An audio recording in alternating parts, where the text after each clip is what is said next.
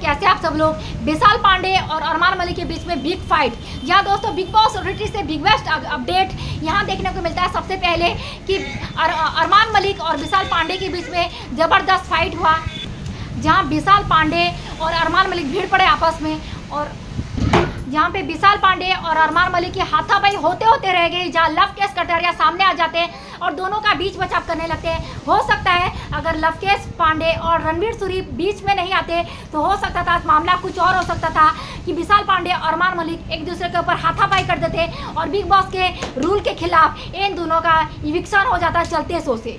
तो ऐसा नहीं करना चाहते फ्रेंड्स। मामले की शुरुआत यहाँ से होती है कि अरमान मलिक पहले बेफिजुल में विशाल पांडे को चिढ़ाने लग जाते कि तुम मच्छर है बोल के।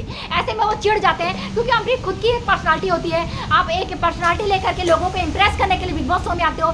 ऐसे में रणवीर जानबूझ करके उसे मच्छर कह करके चिढ़ाने लग जाते हैं। ऐसे में विशाल पांडे गुस्सा हो जाता है, नाराज हो जाता है और वो भी उनको उल्टा पुल्टा कहने लगता है, भड़काने पर भी। उससे पहले विशाल पांडे पहले कुछ नहीं बोल रहा था अरमान मलिक को, लेकिन अरमान मलिक सबसे पहले उनको मच्छर करके चिढ़ाने लगते हैं। कभी जा करके वो रणवीर सूरी के साथ भिड़ जाते हैं, कभी विशाल पांडे के साथ भिड़ जाते हैं। एक तो दो पत्नी लेकर के तमाशा बनाने के लिए बिग बॉस शो में आए, उसके बाद भी उनको ये कंट्रोवर्सी कम पड़ा कि कभी विशाल पांडे कभी रणवीर सूरी के साथ भिड़ जाते हैं। उनको बस एक कैमरा चाहिए, उनको हमेशा 24 घंटे उनको कैद करे, हमेशा बिग बॉस में दिखे रहना चाहते हैं अरमान मलिक, इसलिए वो हमेशा कंट्रोवर्सी करते रहते हैं। कभी सना मकबूल के साथ फ्लर्ट करते रहते हैं। तो आपको क्या लगता है फ्रेंड्स, इस तरह से स्ट्रॉन्ग कंटेंट बना करके वो आगे जाना चाहते हैं, इसीलिए कभी सना मकबूल के साथ अपनी पत्नी कृतिका के सामने फ्लर्ट करते रहते हैं। 2 शादी कर चुके, 4 बच्चे घर में, फिर भी बाज नहीं आते। कभी रणवीर सूरी के साथ झगड़े के फसाद कर देते हैं। तो ये किस तरह का एक पर्सनालिटी लेकर के आगे जाना चाहते हैं, तो हो सकता है